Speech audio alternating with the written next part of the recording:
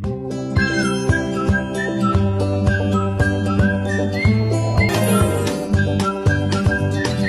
pagkakaibigan ni Lila, Toti, Berta, Kiko, Lando at Pilo, isang pabula tungkol sa pagtutulungan at tunay na pagkakaibigan. Sa gitna ng isang malawak at luntiang kagubatan, may 6 na magkakaibigang hayop na matagal nang nagsasama.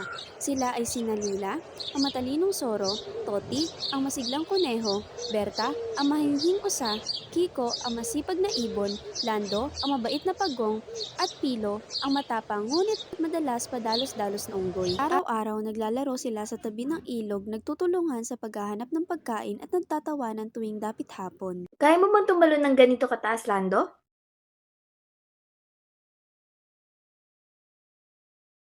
Habang nagkakasiyahan ang magkakaibigan, isang masamang balita ang kumalat sa kagubatan. May darating na malaking bagyo.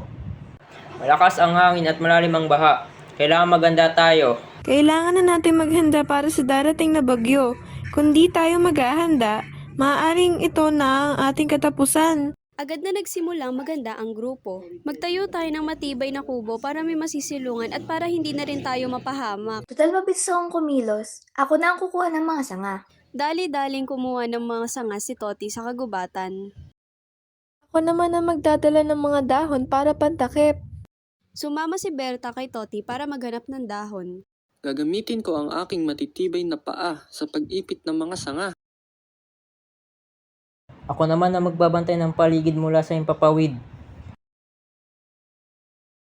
Tutulong ako sa pag-akyat para makuha ang mga dahong mataas.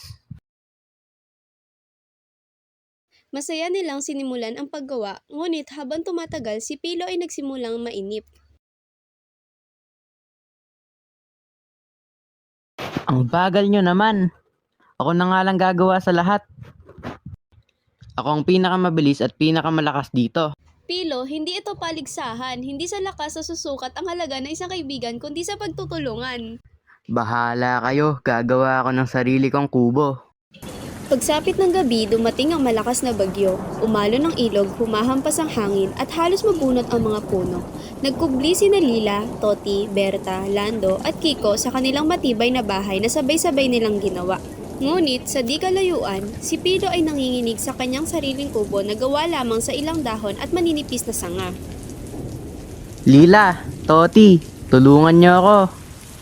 Agad na sumugod sina Lila at Toti kahit delikado.